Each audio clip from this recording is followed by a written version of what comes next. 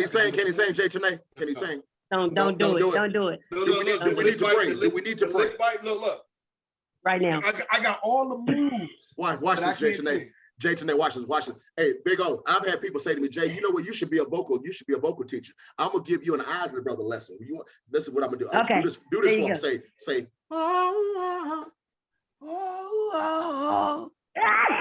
Okay. Wait. One more. Say. Well.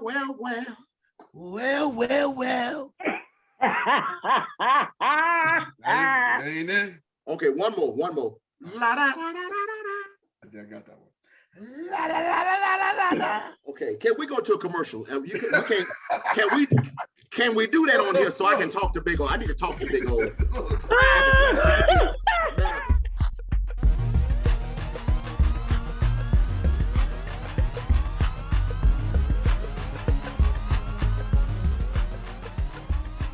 Hey, ladies and gentlemen, welcome to KROSS BARZ, the podcast where we discuss interesting topics with alternative perspective. I am your co-host, Big O, and I have with me... Hey, Jay Tanae back in the building one more time with our special guest, Jammin' Jay Lamont, comedian, musical impersonator. Give it up. Hey, there you go. What's up? How y'all doing? What's up, man? Look at the crowd. I see the crowd. Yeah, you see it. How y'all doing? Oh, I'm sorry, ain't nobody here. I'm just trying to, yeah, how y'all doing? Yeah. Y'all keep it down. I'm talking to some people here. Yeah. Oh, I love that. Sounded good. Sound like a real crowd. I love it. Absolutely. What's up? How So y'all doing? Yeah, we good. Right now at KROSS BARZ, we really trying to find out, how did you become this, veteran in the game? So now you're about, because I did the math, you've been in the game for almost 40 years? Okay, see, now you're being wrong. That's wrong. That's wrong. I look that old. That old. Look. I think I first saw you was like 91. No, you know what? No, you can actually delete 10 years of that off of the list there. 30, probably right about 30 years I started in the game. And really, it wasn't comedy that I started at. I try to let folks know, for those that don't know, really my career started with music. Because my background is music. I'm a musician, a singer, and I always had this knack for making people laugh because I was kind of like a, class clown when I was in school and college. And it was by accident that I got into the comedy game, but I used it to my advantage to incorporate all the stuff that I do in my talent. And so that's how that came about. And here we are today. Man, so 30 years later, you get to travel the world, entertain people, able to survive and, feed yourself off of your unique ability. But let's first talk about where you're originally from. Originally from, get this, Oklahoma City. What the hell? I know you didn't expect that. That's what they say. But you know what I tell people? I said, yes, Black people live in Oklahoma, but you got to, let's be real. We're everywhere in this country. I know that's a whole nother conversation. Idaho, I don't know. No, that's bars right there. We're everywhere. We were shipped over here, so we had no choice. But no, I grew up in Oklahoma City. There's a lot of, and keep in mind, I don't know if you know this, but Charlie Wilson, there's a lot of talent that came from Oklahoma. Charlie Wilson of the Gap Band.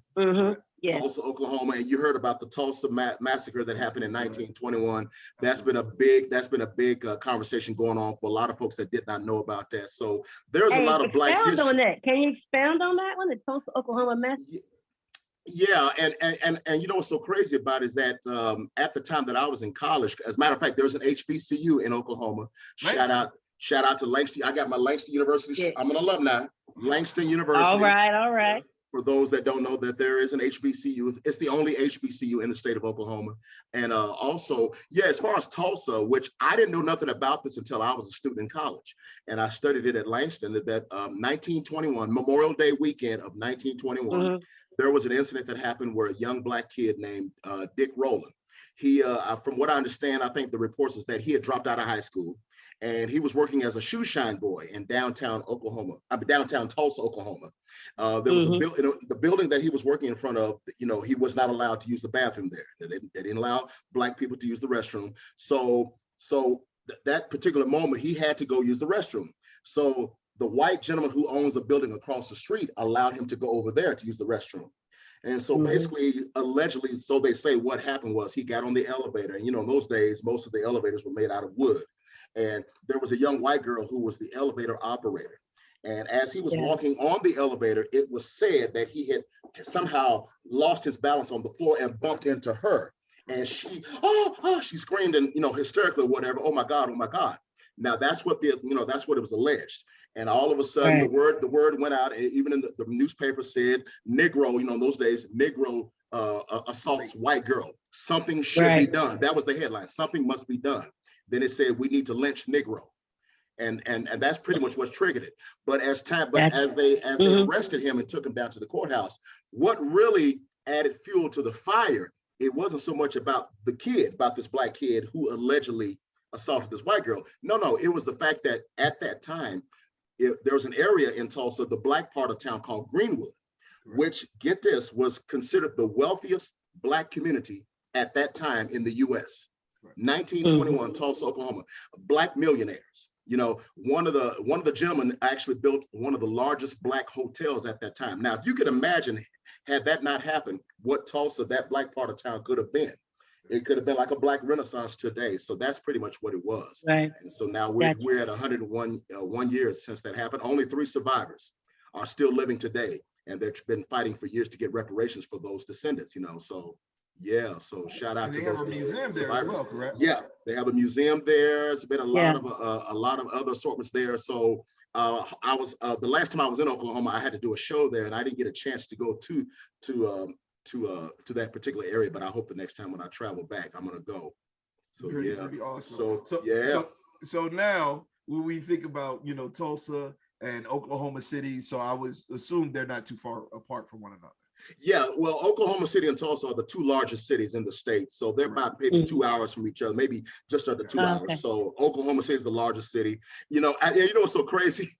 Ever since the day I left Oklahoma City, I said, man, everything that I thought we would have in Oklahoma City, now they have. Never could have imagined there'd be a pro basketball team in Oklahoma City. We never had the lottery. Now you can go to Oklahoma, play the lottery. They got casinos. There. You can gamble there. So.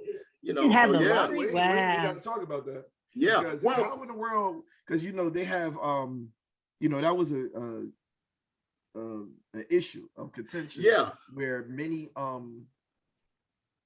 black many black Native Americans were not able to receive any type of reparations from from the American government, and they were actually kind of cycled out. And now you're telling me that they have casinos there. Now, do the black Native Americans, are they able to create casinos and get some of the get the money from it? Well, hopefully that's what they're trying to do. But the fact is, if you know the history of Oklahoma before it became a state, it was considered, it was known as Indian territory. Because at the time, during the land run of 1889, or should I say before that, that was a place which now I see that's something like that has not been talked enough much. But they wanted to make it at that time an all black territory, where many of the black, freed slaves and other people could migrate to Oklahoma, as well as Native Americans. So basically, they right now a lot of the if you will, I'd say probably the Native Americans and descendants have bought land. And so what the state has done is offered them certain lands where they can build casinos. So a lot of the casinos in Oklahoma are Indian reservations, if you will. And pretty much everywhere all across the state. I mean, it shocked me when I first went there because I was living in Texas at the time. So I remember my mother called me one time. She said, well, they got casinos here and, they got the lottery. I'm like, what? All of that in Oklahoma? You got to be kidding. So it's unbelievable. It's unbelievable. So if you were to go to Oklahoma City or Tulsa, I mean, it's like the cities are beautiful. It's beautiful cities. I myself, I'm impressed when I see it now. To think that I grew up there. Okay, but so there's only one historically black college, is it really supported by the citizens of Oklahoma? Because throughout the South you have many HBCUs throughout most of the southern states, and a couple in Pennsylvania. However, being that you have one, is it really supported? Because for some time until I got to college, I didn't know about Langston, and they had a spotlight because they had a show called College Hill. And showcase, that's what I heard. Langston. And what's so crazy? There's been a lot of criticism about College Hill because it showed and I'm not just calling out just for Langston, but it kind of showed the a certain side of HBCUs, which is not always the case. But to answer your question though, Langston, unlike some HBCUs, you have private colleges who are funded through the United Negro College Fund. But Langston is public funded. It's a public school, which was actually started by the state of Oklahoma at the time. Actually, the school was founded in 1897. So just think about that, all that time that they had a Black college. At the time when they decided to put the land together, because let me see, Langston is about 35 miles north of Oklahoma City. So the closest largest city is Oklahoma City. And at the time, you're gonna love this, it wasn't known as Langston at the time. They called it the Colored and Normal Agricultural School. Most of them were. Colored, So that's right. Like most of them were called colored school or colored and normal school. And so they basically said, okay, normal. So the state said, we're going to provide some land where Negroes can go have their own, can get education. So it was not until maybe a couple of years later that they passed a law to go ahead and change the name to Langston, which this is so funny. Some people thought it was named after Langston Hughes. So, and I'm saying, why would it be named after somebody with their first name and not the last name? But no, John Mercer Langston. A gentleman out of Virginia. Yes, he was considered one of the first, which is unheard of, one of the first Black senators to serve a short period in the 1800s. So it was named after him, John Mercer Langston. So there you have Langston University. Charlie, a lot of folks went there. Charlie Wilson, Gap Band went there. He started his music career there. Oh, I didn't know that. Wow. After 3 streets in Tulsa. In Tulsa, which explains Greenwood. The GAP stood for Greenwood, Archer, and Pine, which were 3 of the major streets in the Black neighborhood. And it was so funny. Charlie told me that at the time they started the group, because I've toured with Charlie many times, so we've always, when we get together, we talk about Oklahoma. But it was actually known as the Greenwood, Archer, and Pine Street Band. And the guy who was managing the group said, okay, this is too long. We got to shorten this. So that's when they said, we'll just call it. It is a long name. Yeah, GAP. That's just called the Gap Band. All right. Yeah. So you got a lot of people that went there. Yeah, Jennifer Hudson went to Langston for 1 semester. I'm sure a lot of people, I didn't even know that. Jennifer Hudson went there way before her big break came about. I found out also that Chad Ochocinco went to Langston for a minute. At first I think he was going to go there on a football scholarship, but that didn't happen. But he left and went to Santa Monica, I believe, out to California. So he went there. NFL, if you ever heard of NFL Hall of Famer Dallas Cowboys Thomas Henderson, Hollywood Henderson, he went to school there. So we've got a lot of folks in the Oklahoma. Oklahoma. From the Blackness that went there.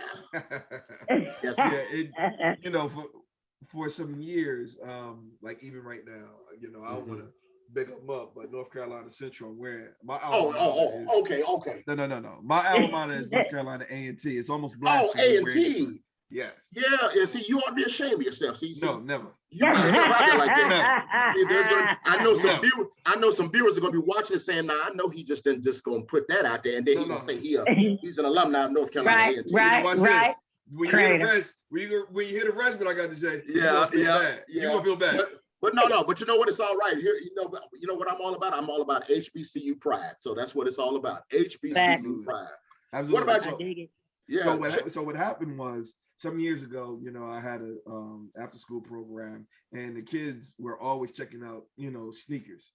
And it was like, man, you got a lot of great sneakers. And I was like, man, I didn't realize kids are really checking for your outfit and your stuff. And I said, well, let me give them something to really check for.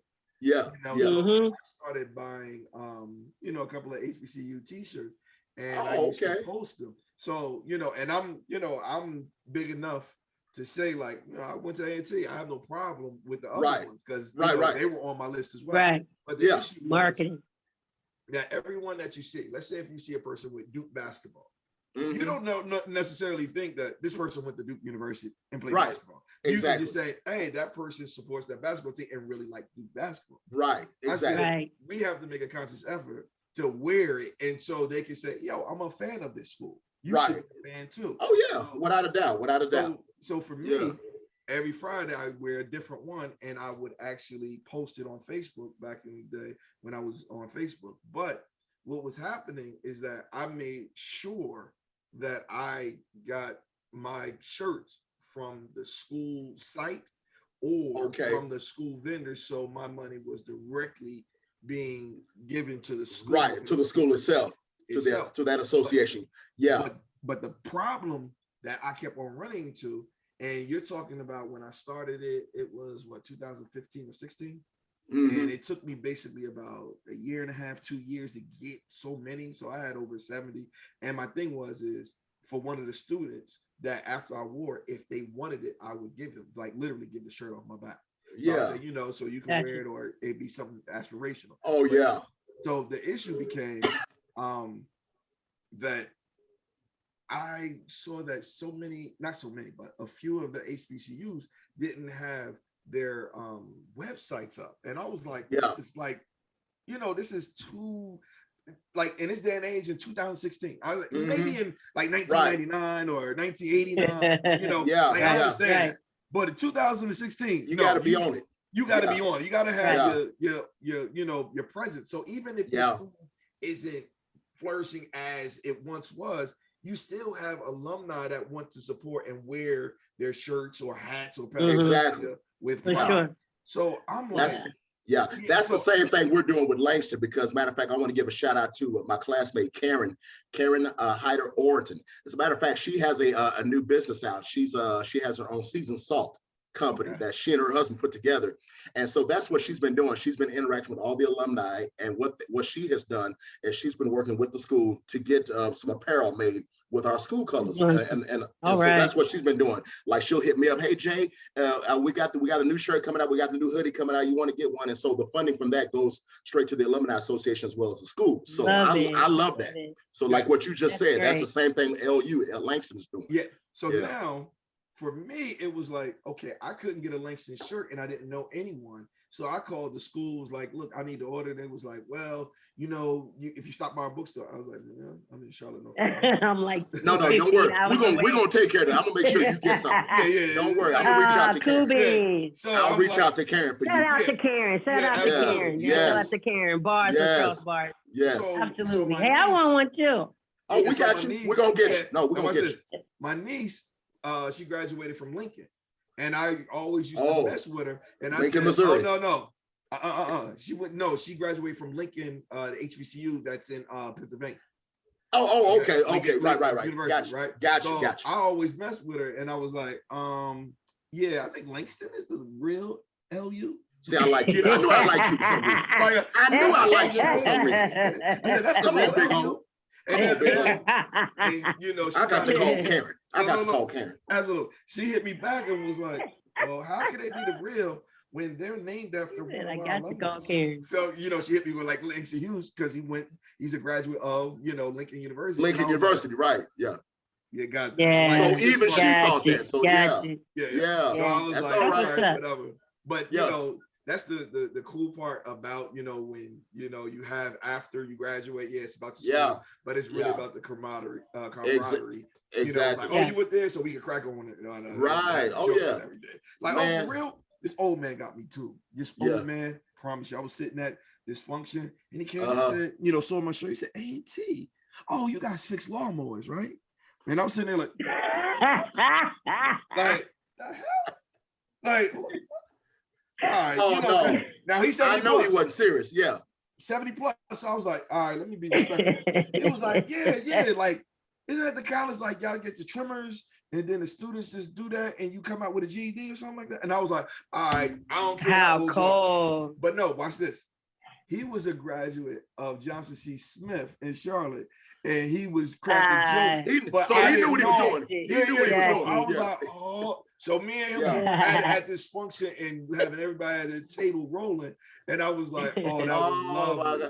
Okay, that was cool. Okay, it was lovely, and I was like, he got me. Yeah, he wanted to mess with you. He knew about North Carolina. He's like, what you doing? Absolutely. You do lawnmowers and everything there. Absolutely. So let's get back to you now. Yes. Hey, I didn't go to an HBCU, but shout out to Marshall University. Thank you anyway. Go ahead, amigo. I was about to ask you, Ms. Tanae. I was going to ask you, did you go to an HBCU? Okay, it's all right. I did it. All right. I did. I was almost A&T. I was almost at A&T. I went to visit and everything, but I didn't do it. But anyway. Now, where are you both from? Where are you both from? I'm actually in West Virginia right now. I'm from New Jersey. Wow. You know what? Yeah. And you're in Charlotte. I actually did a show one time at what's the HBCU there in West Virginia? Charlottesville. They call it West Virginia State University. West Virginia State, yeah. Bluefield State. Yeah, yes, I did a show there once. It was a couple of years ago. It was a great crowd. Yeah, Bluefield and West Virginia State. And West Virginia State University. Those are the two. Yeah, it was during their homecoming. I'll never forget that. It was such a great night. Hold on. Yeah, what year? Let's pray about that. Let's pray. Father God, I don't know for sure. Man, that might have been like 2002 or 2003 when I was there. Oh, okay. Yeah. I was in Jersey then. Okay. Yeah. All right. So I just had to throw that one in there, but go ahead. But the awesome part is, you had that Oklahoma City, okay, and then you left, and I learned that you went and did talk radio in Houston, Texas. Yeah, well, not actually talk radio. I actually that was my major in college was broadcast journalism and music. Oh, wow. Okay. So my first radio experience was on Langston's college radio station. Okay. Shout out to KALUFM. Of course. Yeah. At the time, I want to indicate at the time we were on 90.7 FM, but now I know they did a frequency swap, so they switched to I believe it's 89.3. Oh, so, damn! They moved you further left. Yeah. Come to find out, the 90.7 frequency was up close to another college station at Oklahoma State University. OSU. No, you don't want that. Oklahoma State. Yeah. So they had to, I think the FCC had to move it to another frequency. But yeah, that's where my career started in radio. And really, when you think about it, man, I was working like 3 or 4 jobs at the time. I was working at a restaurant. I had my radio show on the campus. I remember back in the day when all the girls, the women's dorm would call the request line. I had a slow jam show. Slow jamming with Jay Lamont. Hey Jay, they called me. Hey Jay. Slow jamming with Jay. Yeah, can you play Luther? Can you play Freddie Jackson? I was playing Freddie, Anita Baker, Isley Brothers, all of that back at the time, Whispers. And so my first radio gig, my first professional radio job, I got hired while I was still in college. So it was like a blessing in disguise. We had an R&B station. We had one of the top 5 stations in Oklahoma City, an R&B station. They heard about me, and the program director hired me right off the spot, right off college radio. When I sent him an air check, the demo, and he was like impressed. He said, "This is college radio." He said, "Y'all sound like a top 40 station," and that's how we wanted to make a good impression, to say, "Hey, this little HBCU got a nice little radio station." And we were sounding like maybe like one of your hometown stations. Hey, Big O, y'all got some commonalities. Because Big O did some radio in college. Yeah, no. You did radio too, of course. No, in college, I was a guest DJ when one of my friends on the dorm said, "Come hang out with me. You're kind of funny." And I was like, "Listen, I'm living room funny. I'm not everybody funny. Right. I'm not polished. I'm not politically correct. So I have to learn." He's family funny.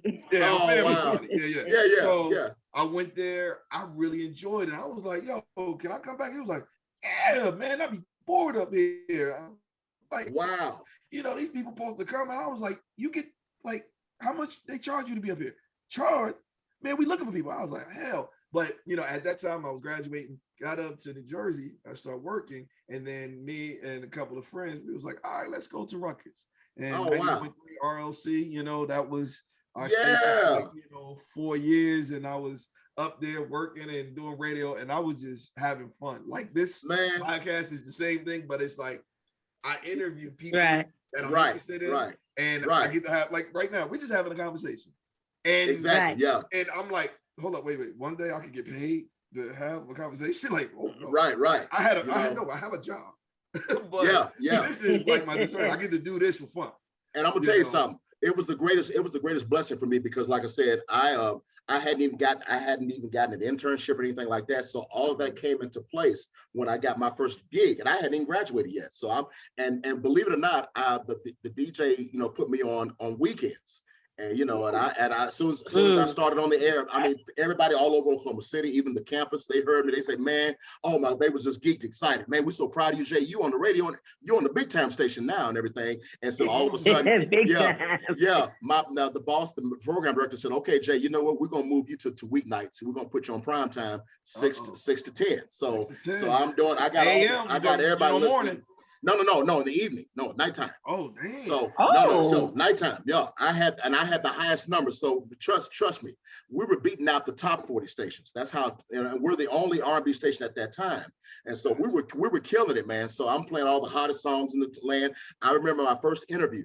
My first interview was with I believe it was Teddy Riley and Guy, and Run DMC. Wow. Yeah, they came to Oklahoma City. They came to town for a big concert fest. So it was Salt and Pepper. I remember, because my boss came in. Fresh Fest. Fresh Fest. It was one of those concerts. So the manager calls and say, "Hey Jay, look here, man. Run DMC is coming by the station, man. So you want to interview him?" I said, "You cool with interview?" I said, "Yeah."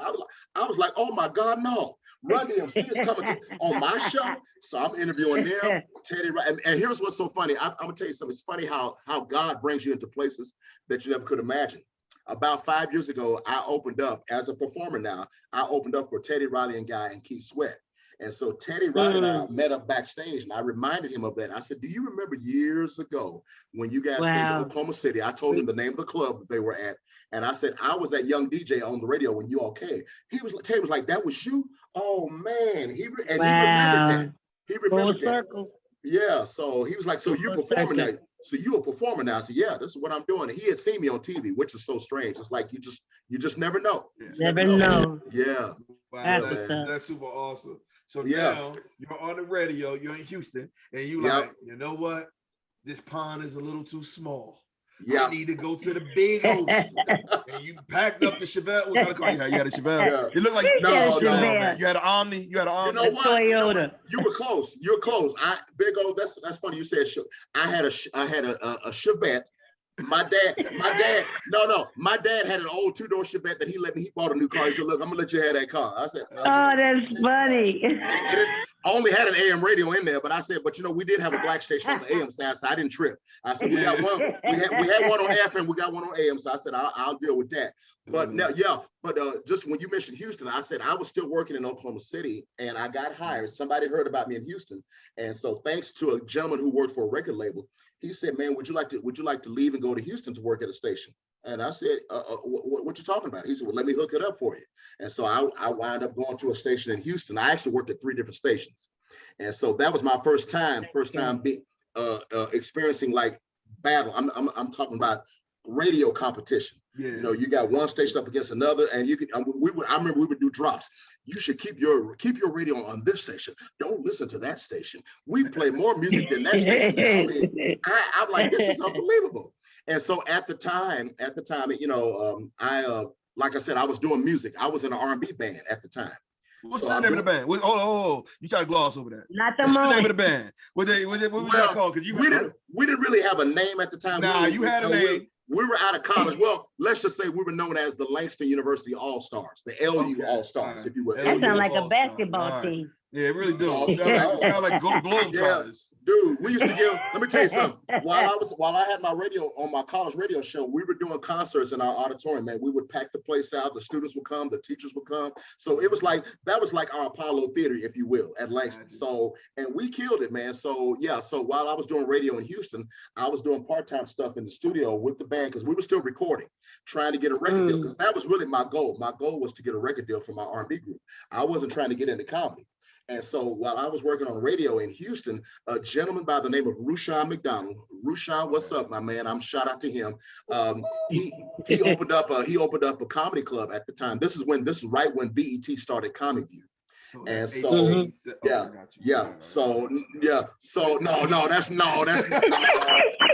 buddy. That's actually 92. 92. Yeah. Comic View was like 90, 91. No, the show actually started in the fall of 92. Okay. 92. And I was in my early 20s. Like I said, I was a young DJ in my early 20s. I was an early teen. Don't worry about it. I was in high school. I might have been in middle school. Don't worry about it. I got you. No, you just 1 year younger than me. I know you just 1 year younger than me. I know. But to make a long story short, he was starting a comedy club in Houston. It was going to be one of the few all Black owned comedy clubs at the time. Okay. And so someone at my station told him about me. He said, "Man, we got a DJ here, man. He does all these impersonations." Because what I would do is I would do a lot of my little characters or whatever on my radio show. And then I was like the sidekick. They decided to hire me as a sidekick for the morning show. And that's where I did all my singing characters, my impersonations. I wasn't even thinking about putting it into an act. So Rushan came and saw it because he wanted to buy some advertising for our station. So we started running commercials about this new club. So they said, well, why don't we have Jay go out and host the show for this guy to promote, to promote the show, his club, and the station. And that's pretty much how that came about. He was so impressed by what I was doing. So he came over to me, he said, man, you're really good at this, man. You should be doing this. Why don't you, I tell you what, he said, why don't you put maybe 10 or 15 minutes of some of your material together from what you do on the radio and put it into an act and do it on stage. And that's how that came about. And then BET came along, and that's when they went out on the road to find talent, and they picked me to be on the show. A gentleman that I met from Def Jam saw me, and Def Jam called me to come on their show. Showtime with the Apollo, and then it went on and on. So I said, well, you know what? This is not really what I want to do, but I said, I'll give it a try. Absolutely. And one of the guys in my band at the time, when I told him, they were excited. They said, look, no, Jay, go ahead and do it, man. And I remember he leaned over to me. He said, I'll tell you what. He said, while you up there making them laugh, use that platform and show them everything you do. Do the singing, do the music and all that. Yeah, right. And I remember he said that to me. He said, now they don't know what you really can do, but we do. He says, so that's why I figured I'll take that comedy platform and just use it to my advantage and show everything I do. Yeah. So here I am. So when I actually saw you on several different places.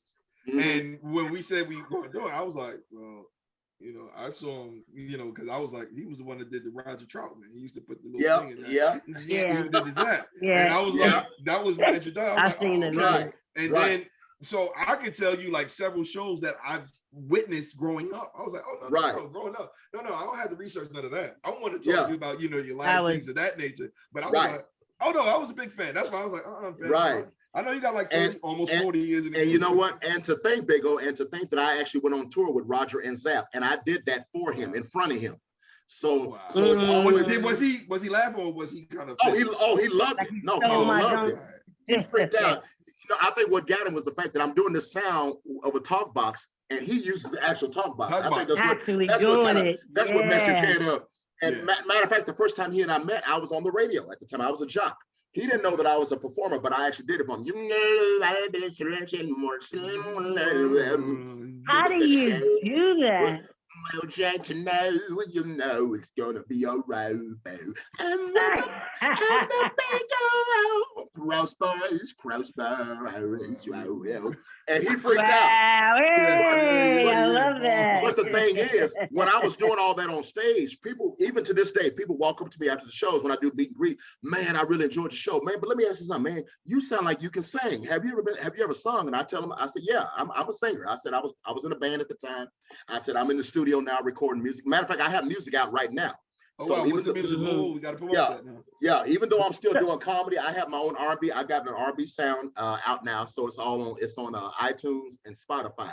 So if you go to one of those platforms, just type in my name, Jay Lamont, and I've got. Matter of fact, one of my first songs that I recorded like a year ago was in the top 10 over in the UK. Okay. So and here's what's crazy. I'm getting a lot of hits on my social media from people over in the UK who don't even know that I do comedy. They don't have a clue. Wow. So they know you as the singer and not the comedy. So I have a different identity. Yes, double life there. Yeah. There you go. KROSS BARZ for real. Yeah. So they've been asking me, man, is there any chance you might be coming to England? Are you going to come to Paris, France to do a concert? So that's my plan. I'm hoping to go to London one day to do a music show. So even as of right now, I'm on tour doing comedy dates here and there, and then I've got some other dates coming up where I'm just singing. And matter of fact, next weekend, I'm going to be singing background for the first time. This will be my first time doing backup for a major music legend, Denise Williams. Hey, I seen her picture. Yep, that's her. That's her. I was like, let's hear it for the boys. You know what I'm saying? That's where I am. Let's hear it for the boys. Yeah, free. That was my joint. So I'm going to be singing background for her. Yeah, go ahead. So growing up, singing, is that from? I know you said your father was a pastor, a preacher, and all that. So is that where you got your initial singing stuff from? Was growing up? Did you sing in a choir or okay? Very much so, pretty much. It all started it actually started in the house. You know, my whole family can sing. I mean, it's no doubt about it. I mean, I think there was always music. I think there was a musical talent within all my family. My dad could sing. My mother, as a musician, my mother plays piano, keyboards, and you know, she plays organ. So she played for the choir. So I guess you could say, you know, she was really my first teacher. And so I can remember times when I would sit on the piano right on the side of the piano with her, and she'd be going over a song that we're going to do Sunday morning. And sometimes she'll say, okay, sing this part right here. And she could tell, I think at the time she could tell there was something in me about singing, because she would notice how I could harmonize. Like she'll sing one note of a song and I'll come in and harmonize with her. I can remember times I would go riding with her shopping or whatever. We'll be in the car listening to Luther. I mean, I could play now. Now her thing, my mom and dad didn't allow a lot of that stuff played in the house. That was my question. Right. That was my question. My music. Yeah. My dad was like, what's that? What is that? What's that James Brown? What's that LL? What's that LL? What? Cool. No, so whenever my father was around, yeah, I had to play Shirley Caesar, the Winans, Yolanda Adams around my dad. But my mother, excuse me. Yeah, but my mom. You was listening to Tremaine Hawkins. You look. I know you listened later. Or were you younger? It was Tremaine Hawkins, the Hawkins family. But Big O, I listened to all of that. Matter of fact, that was Tremaine Hawkins. That's funny you said Tremaine Hawkins. That was one of my mother's favorite gospel artists. She loved Tremaine. She loved Shirley Caesar, Body Clouds. That was my dad's favorite group. But there were times that she would listen along. You know, sometimes she'll notice I'm listening to something. She said, "Who was that right there you listen to?" I said, "Oh, Mom, that's I remember one day I was playing a record by Luther." And so she loved Luther. So there would be certain songs outside of gospel that she would listen to with me, and we would harmonize and sing along or what have you. So yeah, so that had an effect on me growing up, you know. But I used to make my mom and dad laugh whenever certain things I would do. But like I said, I had said, you know, I want to sing. But if it means if I have to do something different, like comedy or whatever, I'll give that a try. But I said, I'm gonna keep that music right in there so people can see what all I do. Absolutely.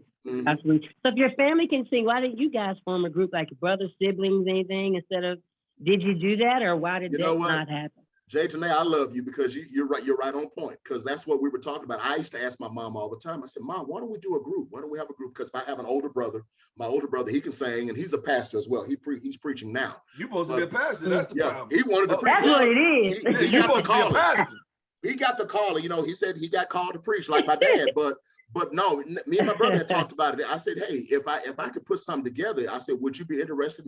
He was, you know, he said, okay, just let me know. You know, my mom was all for it, you know, because I wanted to produce my mother. What I wanted to do was produce my mom doing a gospel record for herself, because that's what she did before she got pregnant with me. She was actually recording. She was doing recording demos back in the early 60s where she did gospel demos. Yeah. So she was a music student in college at the time. So she wanted to study music and teach and everything like that. Of course, that never happened. But yeah, she thought, hey, I think that'd be a great idea, babe. You know, if you can set it up, let's do it. You know, she was all for it.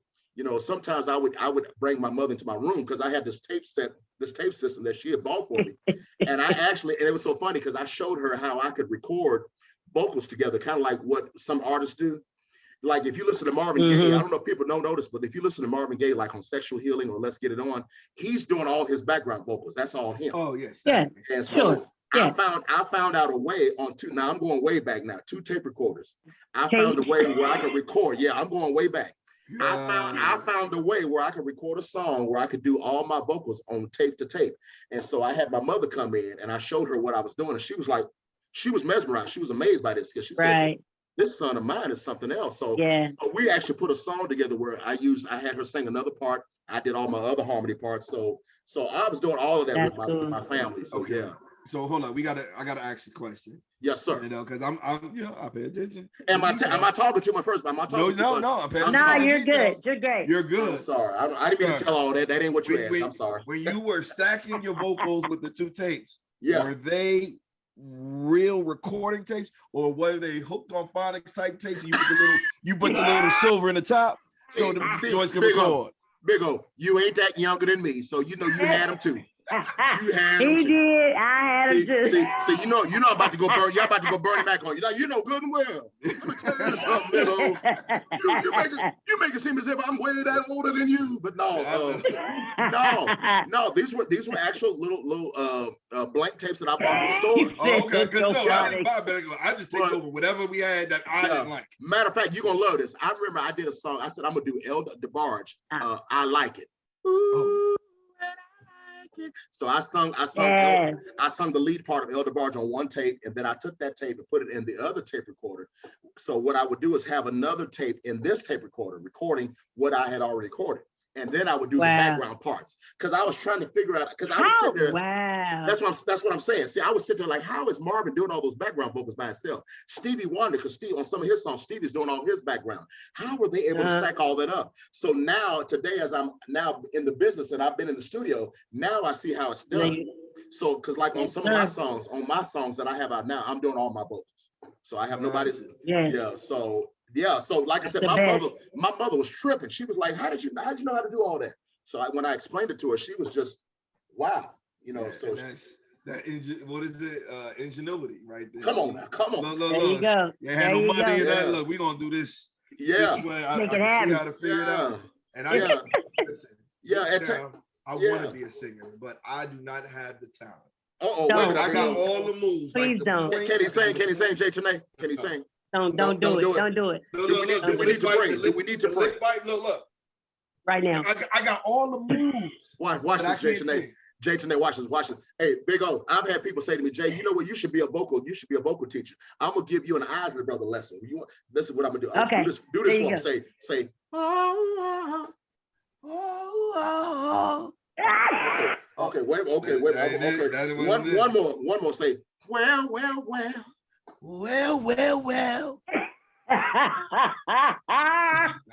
Ain't it? Okay, one more. La, da, da, da, da, da.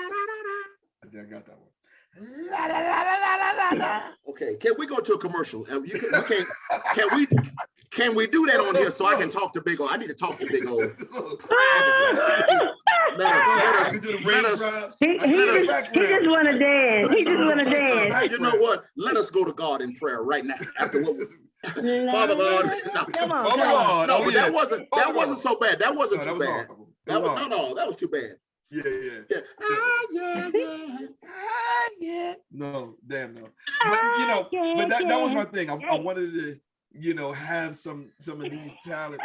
However, I could do all the mimicking and everything, but that wasn't my thing. I've always known that I had to do something with So you can lip sync off a song if you had to. I can lip sync like a mug. Every day I perform. He gotta know the words though. He gotta know all the words to lip sync.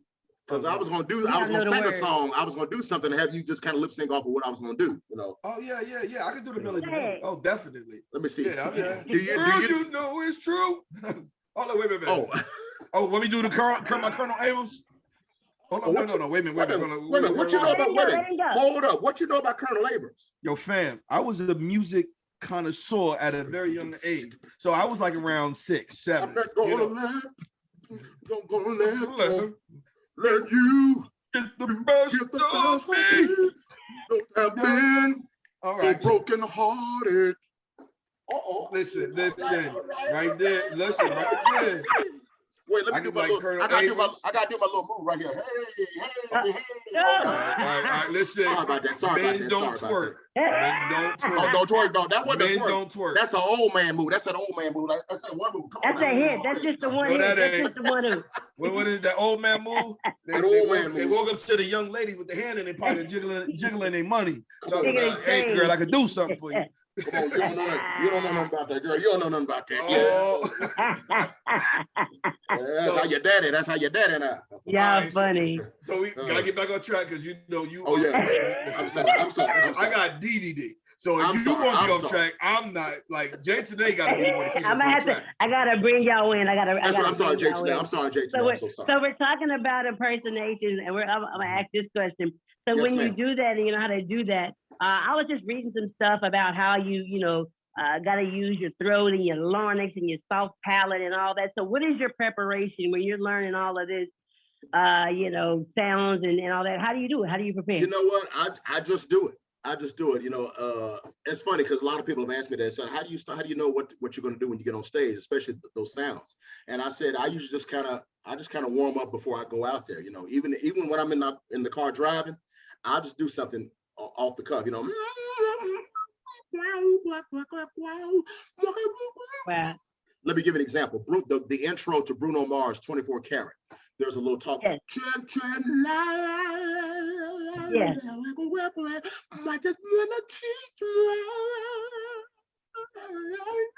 That's crazy.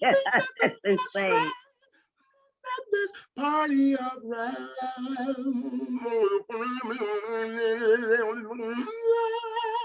Players, This to me, it sounds like Right. Police Academy. Back in the day when I watched Police Academy. Oh, Michael it's your guy. Winslow, Yeah. you know what? Many people have compared me to him. That's Michael Winslow. And what's so funny, he knows about me because he actually went to a TV station where I have a family member that works there. And so he mentioned my name to Michael. Michael said, "Oh man, I love him." I said, "Michael Winslow said that." Well, he know me, right? Yeah, right. so that What messed about my Bobby head up. McFerrin? Didn't he start it off with Bobby wow. McFerrin with the? Don't worry. No. I've been compared to him too, but Bobby. Matter of fact, to this day, Bobby is still doing his thing. I don't know if I didn't mention this also, but I also work in 2 other music groups besides doing my own music. I'm also a member of another band, and I also sing with a blues and jazz a cappella group.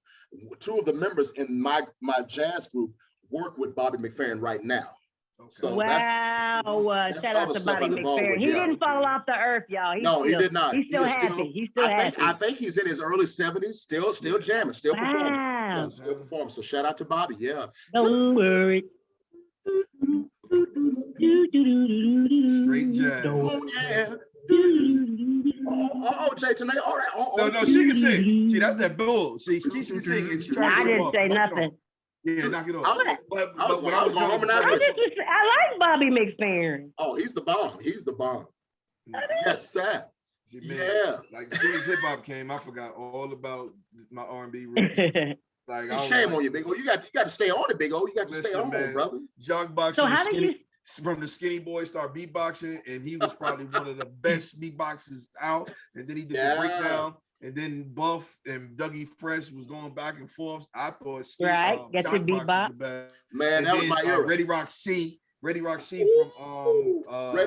I haven't heard that name in so long. Yeah, Jazzy Jeff and Fresh. So I knew all the beatboxers. Yeah, because I thought I was gonna do that, and I was like, yeah, I can beatbox now. I can beatbox. I thought I could beatbox. I gotta tell you something. I can't rap, but I can beatbox. I'm gonna tell you something that to this day I'm still mad about it, and you're about to get mad with what I'm about to tell you. Dougie Fresh and I are really cool. We're like good friends. First time I met him was at the Apollo when I did the Showtime at the Apollo. He just happened to come backstage. He said, "I want to meet that dude. That dude is amazing." And we had a little beatbox like contest backstage. What? Oh, it was off the hook. I don't have Love no. it. I would have loved to see that. Are you serious? I have a picture. I forgot. That's There was no cell phones back then, right? There was no cell phones, right? No, it wasn't no cell phone, but I did have a throwaway Kodak camera. Oh, you had to dispose. Like, we did take a picture, but man, check this out. About, I say 10 years ago, I was invited to do a performance for Tom Joyner, the one and only Tom, one of my radio heroes, Tom Joyner. You know, every Labor Day weekend, he did this thing in Orlando, Florida called the Tom Joyner Family Reunion. So he asked me to come to perform. Dougie Fresh was there as well because he was doing a concert the next day. He just happened to be backstage when I was doing my set. So he wanted to come out and do something with me. And it was packed. The place was packed. We're in the ballroom at the hotel where we had packed. So he comes out on stage. I'm so mad I don't have footage of it. He leans over to me. He says, "What's up, man? Hey, can you do Lottie Dottie?" So he wanted me to do the beatbox to Lottie Dottie, which I did. And we turned that brother out, man. So, you killed it. So he said, "Lottie Dottie, we likes to party." I'm like, we don't bother nobody. So I'm doing all on the mic. All the beatbox. I'm doing all that on the mic. The crowd was rocking back and forth. I have no footage of it. I love it. Dang, I love it. I love it. You got to do better. You got to do better. Well, and you know what I said, because I sent a message to one of the producers of Tom's show. I said, "Hey, do you know if anybody that was at that show that may have footage of it? Anybody have their camera phones that have footage?" They said, "Well, let's check." "You don't have no footage, Jay?" I said, "No." "Did you all film it?" And they couldn't remember, so they've been trying to find the clip. to see if anybody shot that footage of us. And when Yeah. I tell you, Run for president. man. Run When I for president. tell They you- gonna come and find it. Yeah. when I tell you we turned that thing out, we turned it out. Yeah. I Yeah. can I believe it. Yeah, I believe he just whispered to me, you know, Lottie Dottie. I said, hit it. I got you. Hit it. Hit it. I'm Oh, on no, tour. we likes to party. We don't cause trouble. We don't bother nobody. Well, just to men that's on the mic. Hey, Jay, Strike the stop right, it. right. Jay, no Jay. No Jay. Whoa, wait a minute. No. Wait a minute. Jay Tanae, You're a did hater, he big just shade you? Did he just shade Yes. you? I can beatbox did. still. I can beatbox. Oh, I man. still got a little Oh, bit. I got- man. I'm Yeah, loving man. this. I love y'all. Yeah. I love y'all. But Y'all she, so no, cool. she can sing. Come on, You know, man. she Come can on. sing. But me, I can beatbox still I a little can bit. sing, but I I'm- can beatbox a rusty. little bit. I can't rap, but I can sing. Oh, and I I'm can here. beatbox. Okay, watch man. this. This is how you can tell somebody can really beatbox. Break Uh-huh. down. Can you break down Jay Ooh. today? Yeah. Boogity, boogity, boogity, boogity, boogity. No, boogity boogity boogity boo. She said, Yeah. boogity, boogity, boogity, boogity. Okay. You meant to say. Yeah. I can't even do it no more myself. I can't Now, do it. now I got All right, one for you. okay. I got one What for you you. got? Can you do electric guitar? Ooh. No, I can't. No. I just do Oh, that's not bad. yeah. No, let me give you Summer Breeze Isley.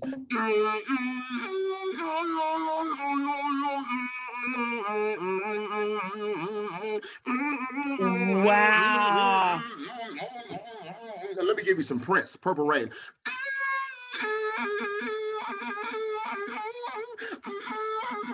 I'm using my throat box. That's what I say. That larynx, yeah. You did it. Wow. I've done that on stage. When I do that on stage, people go nuts. They're like, Yeah, wait, yeah. Wow. All I hear is like me wanting to go, Dearly Beloved. Like I'm just about to go jump right in. I got Dearly you. No. Oh, there go. Oh, look. Oh, Go crazy. 1, 2, 3, 4. Oh no. Okay, hold on. Let me get composed. Okay, wait. See, we are ADD. I love it. All right, love it. So somebody told you got to hit the road. You took the dad car. You went to Cali. You got to Cali and said, I'm gonna do something because I want to know how in the world would you actually have a personal life? Because you've been on cruises, you've been in comedy shows, then you're on tour with different entertainers. Right. You're probably one of the best leadoff men. Where they say, hey, listen, they cold. We sending your hand. We said, look, we're sending our warmer. And now what's this? What shows were you the warm-up? Because when I went to LA and shout out to me, went to Let's Make a Deal, and then the George Lopez show, he had Deion Cole as the warm-up comedian. Yeah. So now I'm asking you, were you a warm-up comedian prior to some of these shows?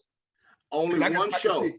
Only one show. And really it wasn't warm-up, but really it's not for everybody because I really didn't want to do it, but I was offered one opportunity was Tom Joyner. Again, I'm saying his name.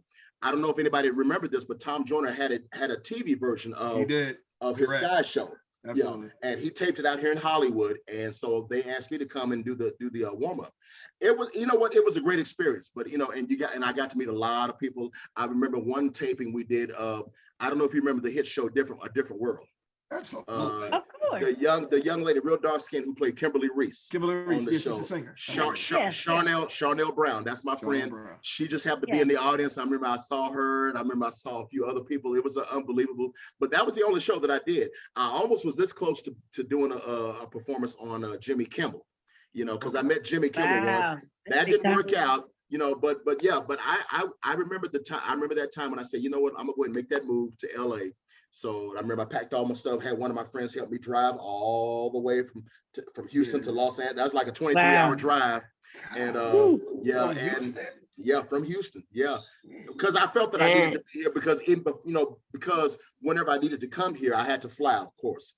Somebody, I had to come and do an audition or whatever. At least I'm out here. I didn't have no family, no wife, and nothing like that. So I figured, let's go ahead and do it.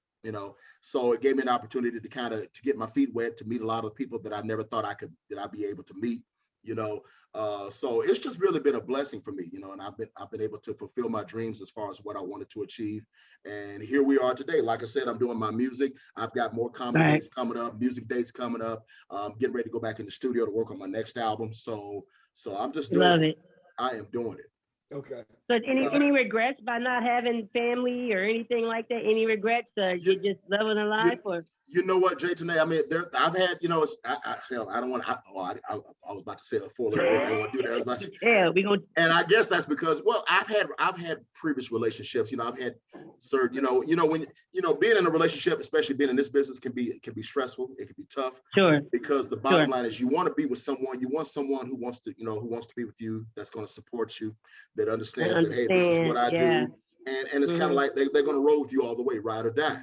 You know, and I've had certain relationships that, weren't too successful. And at times I've asked myself, should I just remain single, or, do I still want to settle down with someone? Because I love what I do. You have to love your life and love what you do. Yeah. But if you're going to be with someone that's not going to stand by you, to be there for you or whatever, then maybe that's not the person you need to be with. True. Indeed. Do I have regrets? At times I do, because sometimes you think that one person that I really wanted to be with, it didn't work out. You kind of regret that, but then you have to just move on and say, okay, maybe I'll meet that one perfect person one day. And that's fair. Yeah. So looking at, some of those things, because, I, personally, I was in middle school, high school, seeing you perform, even in college, seeing you perform. And I was like, okay. And the awesome part, and I wanted to make sure I said it to you, to your face, that in each venue, it was a different crowd, and you were able to play to the crowd. So Comic View is a definitely different crowd from Apollo, which is a different crowd from comedy. And each time, it was like he's doing different impersonations, but it's like very clean jokes. So the kids can watch it. And then, and for me, it was like, it wasn't just like, because some guys, they just do all impersonations, but you had funny in there, and then you had the impersonation and you had the music. Because sometimes and the thing, So some people just lean on all impersonations. That's like, okay, that's gonna get boring. We're gonna need some of you. We're gonna need a little bit of you. And that was my point. That was the purpose of me saying, okay, I'm going to use this platform and just utilize everything that I do. Even though I'm on a comedy platform, okay, I'm gonna make you laugh, but check this out. Check out something else I do. Check this out. And so I put all that in one bowl and just mix it up and just say, okay, I'm gonna throw it at you. So it's kind of like like I told somebody one time, you're actually, when you watch my show, you're watching a variety show from one person. It's like watching a variety show, but it's just one cast member, and that's it. Yeah. But my show has always been family friendly. You don't have to worry about not taking your grandmother to see my show, or a small kid. But even though my show is geared toward an adult crowd, but at the same time, it's very family friendly. You don't have to worry about anything. Yeah. I see one particular comedian. He's getting a lot of attention, and I don't want to even insinuate that I'm trying to put you guys against one another, but it seems like he's getting like every opportunity in the world. And I was like, he's okay, but I think I'm more I prefer you, because maybe because I grew up on you versus this person is. I'm at a different space where I'm like, yo. So the Jay Farrell, I want to say. Jay Farrell. And you know what? I love Jay Farrell. I've never met him. That's the one thing I hate. Hopefully one day I get a chance to meet him and sit down and talk to him. But I love his work. I love his talent. And and like I said, people have always compared me. People have compared me to Michael Winslow. They've compared me to like maybe Ari Spears. I've been compared to him. But what I say to people is that, hey, look, no, I'm only me. I'm only Jay Lamont. Jay Farrell is Jay Farrell. Michael Winslow is who they are. And they're good at what they do. And I get that a lot. I've heard people say, man, I can't understand, Jay, why you're not out there. You should be out there bigger than you are. And I see these other people or whatever. And I appreciate that. And there's a lot of politics that's being played when you're in this business, entertainment. And sometimes, as they call it politricks too. There's a lot of politics and politricks. I've dealt with it. I have even thought about, and a few other friends have said to me, man, why don't you write a book? And I've thought about possibly writing me a memoir or a book about the business and just talk about what I've had to go through. Because I can assure you, there have been some places that I have been, there have been some shows that I've been on that I did not need to be on. And And I mean, and not to say too much about it, but I mean, sometimes you gotta ask yourself, okay, what am I doing this for? What am I getting out of it? You know, and even though we make a living at what we do, you know, I love what I do, you know, and that is the greatest blessing. As Smokey Robinson said one time, you know, it's a blessing to be able to do what you love to do, and you earn a living at it. But at the same time, I've also learned too that all money ain't good money. All money ain't good money, and I've had to tell myself that many times. Many times I'll be sitting at home and I'm like, ooh, I got to find out how I'm going to pay my next, how I'm gonna get my next check or whatever. Sometimes you have those slow periods.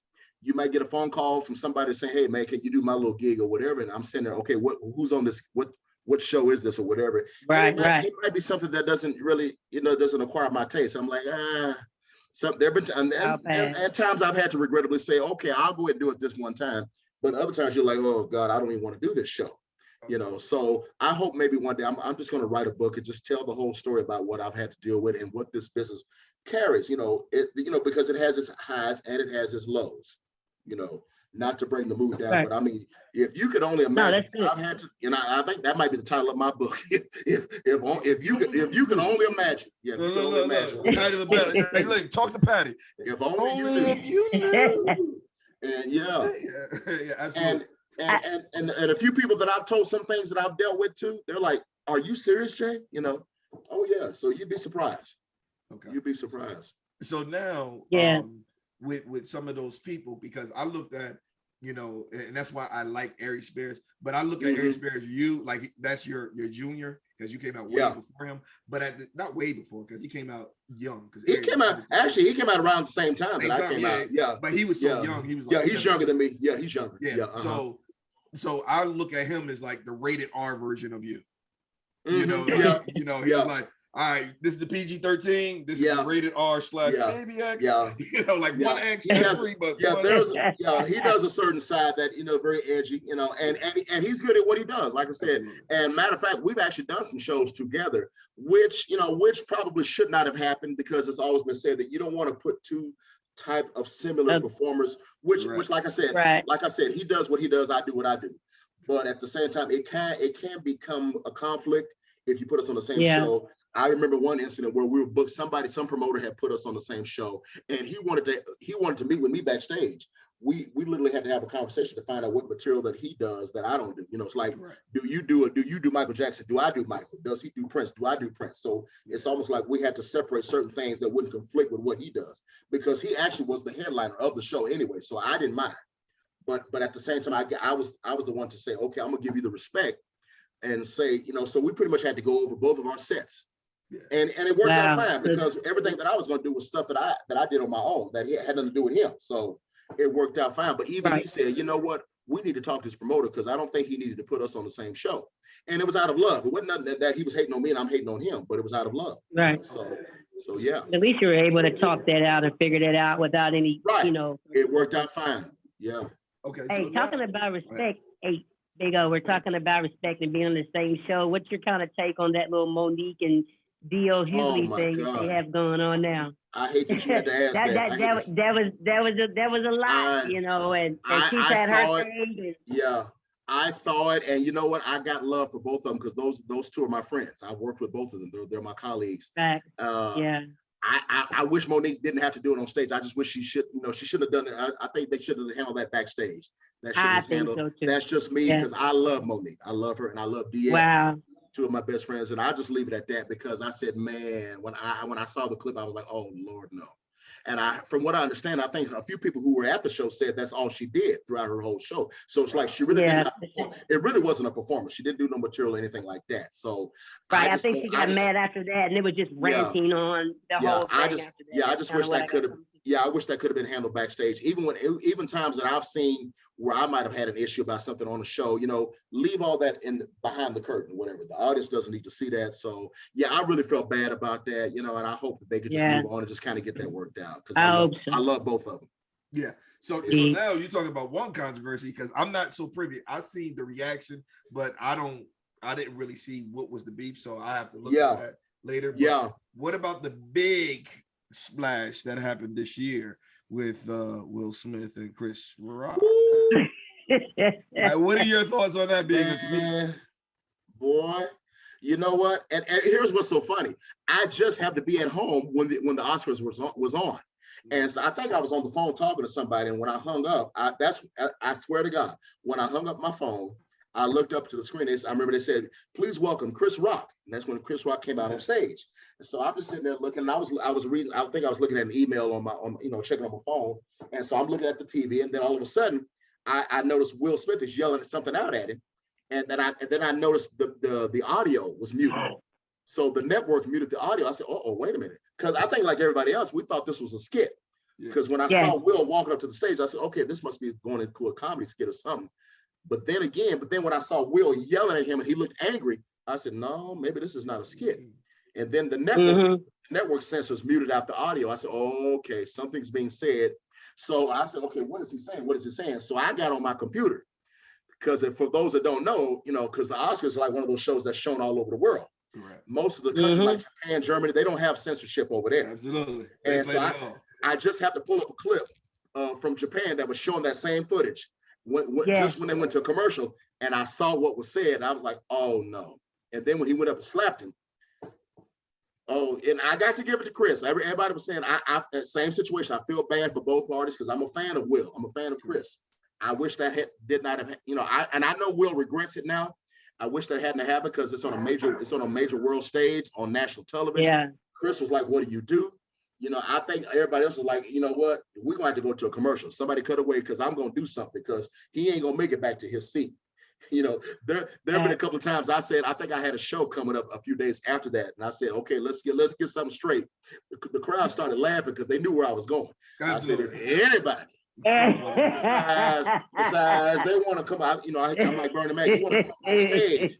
Now I am a man of faith, good God Almighty, but come up on this stage. Trust and believe you're not gonna make it back." And they fell out laughing. So I said, "That's my disclaimer. Don't come up on this stage." Right. Because had it been me, I'm gonna be on the microphone and say, "Director, go to a commercial right now." I would have said, "We'll be right back." Y'all saw what Will did? He would have said it. And there's a clip out about that. I would have been like this. I've been like this. "We'll be right back." And I've been like, the camera stay right there and just go to commercial. There's a clip out now. Did you see it, Big O? They have a clip out. It's old. It's years old. It's an old comedian. And it's the same exact, I wish I could pull it up right now, but it's the same exact skit that happened, but it's a Black guy. He goes on, it's a Spanish guy on stage, and he's doing the same thing. He's talking like Chris Rock. And the guy's in the audience, and he has a girl beside him. It's a brown skinned girl. It's the exact same conversation, but it's like an old movie. It's like an old skit. It's like an old show. Like it already happened. And it is almost exact to the T of what happened, because he goes up there and he says, he walks up on the guy's talking about his wife, and he says, but it's not the same thing. And he's saying something, the wife looks at him. Then the guy says, kindly walks up on the stage, smacks the guy, almost a mirror image of, and the guy turns around, he falls back, and he says, "He just came up here and smacked the guy says the same thing. The guy goes back, sits in his seat, and sits beside his girl. But it's old. It's like years ago. But this was on TV also, or was it a movie? Right now, I just got it in my Facebook Messenger. I wish I'm gonna send it to you. I wish you had just said, but I would send it to you. But it's the exact thing. It was on TikTok. Wow. I found it on TikTok, and I was like, but it's old. It's old. I sent it to you, but it's almost verbatim. What happened? You know what? And the sad thing about it is that I think there has been a lot of criticism about it. There's been criticism about Jada as to how she handled everything. I've heard some people saying that if she knew that Will was going to go up and do whatever she thought he might have done, don't stop that. Yeah. Why did she pull him back? Somebody behind would have pulled him back. I noticed if you look very carefully, he's sitting right in front of Aunjanue Ellis, the actress who was in the movie King Richard.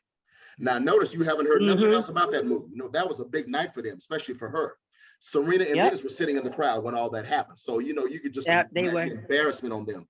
And I'm sure they felt so bad, that kind of thing. So, I really hate all of that. I hate that happened. Yeah, and it was really a big night, especially for African Americans. Because, Lee Daniels, Will Packer. Will Packer, yeah. Will Packer was the producer. Yeah. There were the lesbian young, a lady that was Alternative lifestyle. Wanda Sykes. Wanda Sykes was hosting. So they had a wide variety and had two black women and inclusion, two black men, women, white women. So they had a lot of diversity there and inclusion, but that became the story. And then, you know, people who knew was like, yo, it overshadowed all that. Everything else. It's almost like you forgot who else won an Oscar, you know. Correct. And what's even bad enough, it was, I think, because Chris was actually coming out there to introduce the Oscar for Questlove. Questlove. And that messed up his market too. It messed up for him. It messed up for him. And would you believe they said the ratings skyrocketed because of that particular part of the show?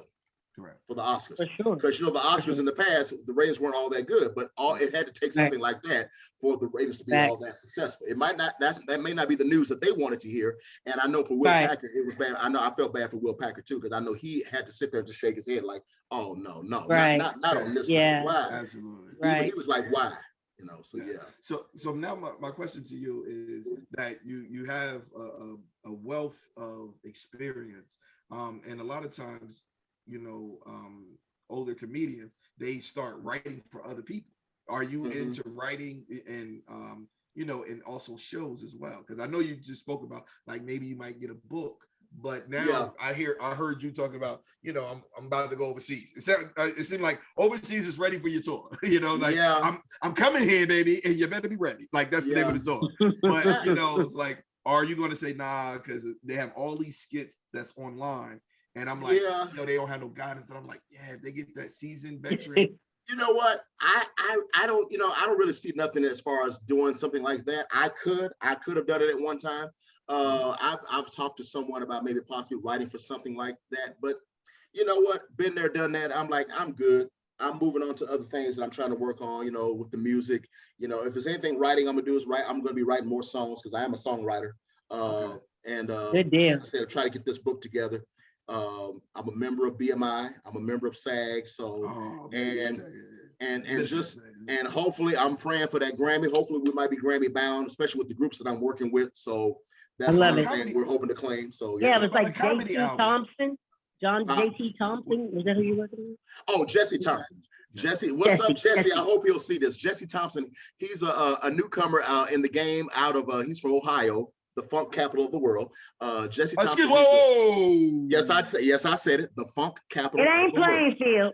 It ain't Plainfield, the funk capital. Well, we know George Clinton claims. I know that's George Clinton's. Yeah, that's what the P funk comes from. But I think George will even. But George, I'm sure he would even acknowledge Ohio as well because a lot of the funk groups came. Absolutely, come on, man. You're talking about a state versus a city that's 5 square miles. No. See, now did I open up another conversation? Another can of worms? You did. Well, he won't stop. Let me do it this way. Let me say it to you like this, Big Mo. Supergroup holistic process function, psycho alpha disco beta bio aquadula. Parliament funkadelic, one nation under a groove, cosmic slop. If you fake the funk, your nose will grow. Okay. So I'm a funk fan. So you know about the funk. I know about the funk. Yeah, but never do. All right, Jason. All right. I watch every day. It's hard to get the funk on. Can you imagine Boosie? Boosie, the pastor of your church? Let us all pray, Baba. Let us pray, Baba. Abba, Faba, Wabba, Thaba, Wabba, baby Baba. Uba, Abba, Daba, Wabba. I'd rather be with Jesus. Yeah. I don't want to be with nobody but you. Oh, I need my shade. I got to put on my shades. I got to put my sunglasses on so I can see what they ain't looking at. Okay, absolutely. Really, you just taught me something. I believe that E40 stole his whole style from Bootsy Collins. He probably did. A lot of people did. So fast, right? Ooh, he probably did. Though.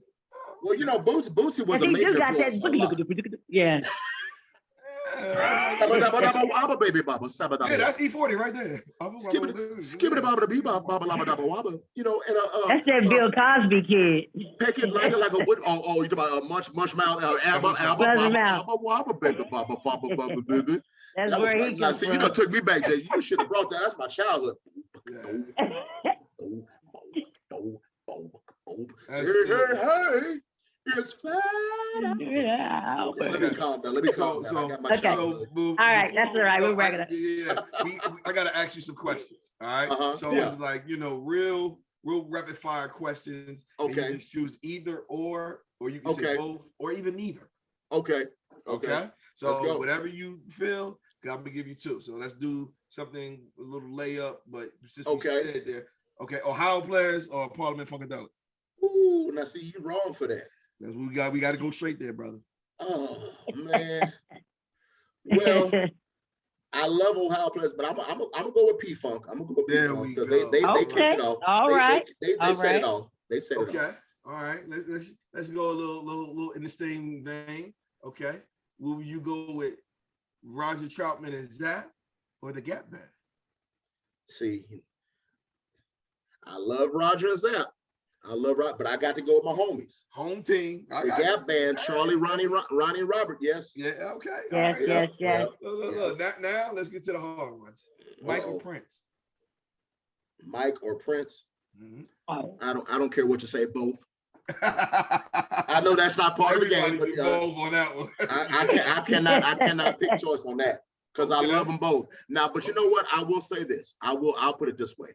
I never got a chance to see Michael live, which I wished I could have because I love him. But I did get to see Prince once, and I was mesmerized. So I gotta say, I'll just go ahead. I'm going to say Prince. We gotta quantify what you're saying. Are you mesmerized of his outfit? Because he used to. Oh no. You gotta ask, bro. You're like, I was mesmerized. Now I'm a music guy. I was mesmerized by his performance. His genius in his musicality. His showmanship, his talent. Yeah. I'm like, man, the brother was amazing. Yeah. He did a 2-hour concert. There was no opening act. I'm like, oh man, nobody sat down during that whole show. I think we all stood up during the whole show because we were just all like, just golfing. Okay. Yeah, absolutely. So I'll say Prince. Let's get to some of the shows. All right. Yes. Look. What do you think? Good Times or the Jeffersons? Oh man, why do you do this? Those are the 2 of the shows I grew up watching with my mom. I know.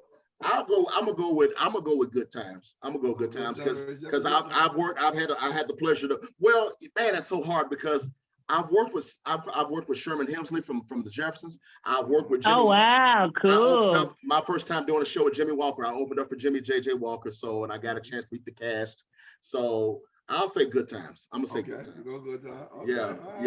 They got a good music. And I love Thelma. Oh yeah, Thelma. She's still Thelma. She's being Thelma. Oh, that was my childhood crush. Thelma. And then when to meet the woman, just to meet her, and oh my God, she had a rack of Meshack. Listen, and a Billy Goat. Acting like you. Oh Lord. Yeah. Okay. All right. Oh my God, man, Thelma. I'm sorry. Let me get myself together. Okay. I'm sorry, Mr. Tanae. Well, watch this. Oklahoma steak or Texas barbecue? Oh, Texas barbecue. Okay. Okay. I've had it. I miss it. You shouldn't have brought it up. I got you. Oh, let the church say, man, it's altar call. Okay. It's altar call. Now this one, I only have 3 more. So the next one is just going to be telling your age. Nike or Adidas? Nike. Okay. Adidas.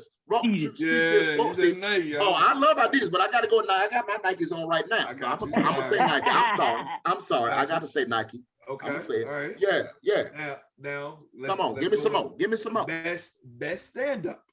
Not all around movies and everything. Best stand up. Chappelle or Rock? Stand up special. Special. I love both of them, but I'm gonna say Dave Chappelle because I saw one that he did a while back. So I'm gonna give it to Dave. I'll give this one to Dave. I love Chris. No, I love Chris now. I think they surpassed them, the legends. Yeah. And I met Dave too once. Very cool brother. Very cool. All right. And last, I was going to do comedy, but that would be just cliche. I got one. I never do this, but I got one. Yeah, look, what you got, Mr. Nate? It's real difficult. All right, movies. Oh, I'm a movie guy. Samuel Jackson or Denzel? Oh man, that's hard. I can't say both of them. I can't say both. You can say both. You can say Oh both. my God, Denzel. I got to say both, man. I'm sorry. I got to say both. Yeah. I did watch American Gangster the other day. I just watched that for the 10th time. That's one of my favorite movies. Oh, American Gangster, boy, I tell you That's what, a good movie. the scene where he That's was a beating that good dude down. movie. You remember that young brother that embarrassed him at his party, and he took that piano and beat him. Oh, yeah. Press it on his head. Woo. Yeah. I don't mean to talk evil on here. I know some people I love to do that too. You don't come up, you don't come up in here embarrassing my baby. All right, everybody get out. Everybody get out of here. Get out. Yeah. Hey, I never do this, Big O, but I got one. Yeah, go ahead. Get yours one. Yes, ma'am. Yes, ma'am. I never. Ready? Yes, Mr. Tanae. Bass guitar or I don't know if it's a good one. Bass guitar or trumpet. Oh, bass guitar. Because I funks with the one, Baba. Oh, bass, baby. Oh, this is how I pat my baby on the behind. Okay. I'm sorry about that. Okay, and that's right. That was one good. is just one that only you can answer. So this one is real personal to you. What is the best comedy club that you performed at? The one that you really like performing? Like, you know, is it New York, like Nels, or even Improv, the Comedy Cellar, you know, the Laugh Factory? Which one is the best comedy club that you? Now that's very hard to answer because there's been so many that I've played. Mm-hmm. I can't just name one. Because there's been so many. Okay. Give me your top five. Because I know this, because you got 30 years in the game, so I understand. You got everything. Well, I gotta put the brother that first put me out there on the comedy circuit was Rushan. So I'm gonna say his place, Hip Hop Comedy Stop Houston, even though it no longer exists, but Hip Hop Comedy Stop. There was a spot that I used to play at a lot in Memphis called Chuckles, which is still around. Chuckles Comedy Club. Chuckles. I love Memphis. I'm gonna say be there in another week or something. No, I'll be there September. But not at Chuckles. I'm actually doing the OJ's concert. Yes. Yeah, I'll be on the OJ's. Then I'm doing a Funk Fest. Yeah, yes. I'm doing the Funk Fest. Isley Brothers or OJ's? Okay. Oh, I gotta say Isley Brothers. I gotta say Isley. I'm sorry, I interrupted. You said mid. Go ahead. No. Okay, but go ahead. Yeah. Chuckles, Memphis. Now, as far as here in LA, a place here called the Comedy Union, which was a big time, probably one of the few only Black comedy clubs here at the time. That's one. Man, there's so many. Because you got to remember, I don't just because a lot of places that I played at weren't just comedy clubs. I did a lot of concert venues too. But I know you said comedy clubs, so I'll hey, you know what? The Comedy Zone. I played a place in Charlotte. The comedy, absolutely. the old Comedy Zone. Yeah. The old Comedy Zone. I had a they renovated it. Great experience there a few times. Let's see. Also, man, oh God, there's a couple of improvs that I performed at too when I was on tour. Which city? Tampa, Florida. The Tampa Improv. Okay. Always had a great time there. Did the improv in the improv in Brea. I don't know if you ever heard of Brea, California, which is right outside of LA. Because you know, see where I live, I'm in LA, so there's like 5 improvs all across the LA area. Yeah. But you got the LA Improv, which is in Hollywood. You've got a place called BREA, Brea Improv, which is about 50 miles east of LA. Then you have another town called Ontario, California, which is also east of LA, the Ontario Improv. So I've got to name all the improvs of LA because I always have a great crowd when I play those places. Even in down in Orange County, there's an improv down that way in Irvine, California. IRVINE, Irvine, California.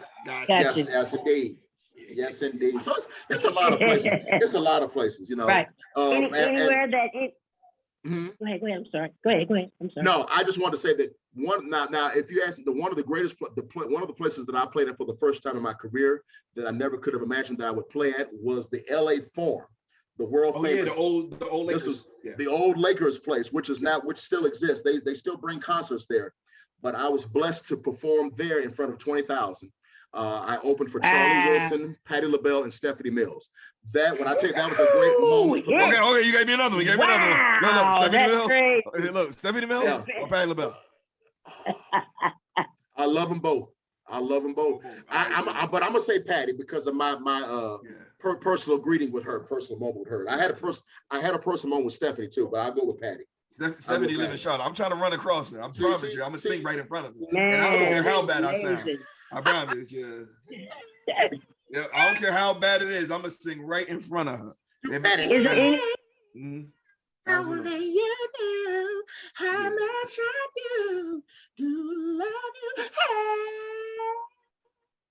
Now I want to know if you could do that laying down like Patty did, damn it. See, yeah, she did it laying down. It cut off. That was her performance. She used to do that. It used to go out and you come back in. Yes, she did. And she did it too. She did it too. Yeah. Yes, she like did. Luther too. used to walk by the mic and say, yeah. I opened for Luther once. I mean, trust me. When I tell you, it's. Did you take pictures with him? Because now it's like, man, I couldn't take one with Luther. I hate that I didn't get a chance to take one with him. But I don't think I was allowed to. I'm not sure what it was. But you know what? I'm a Luther fan. If you've never seen him, I tell people, if you've never seen him live, he was amazing. Yeah. Unbelievable. Luther, it's amazing. Sometimes I'll sit back and think to myself, I actually opened for that person.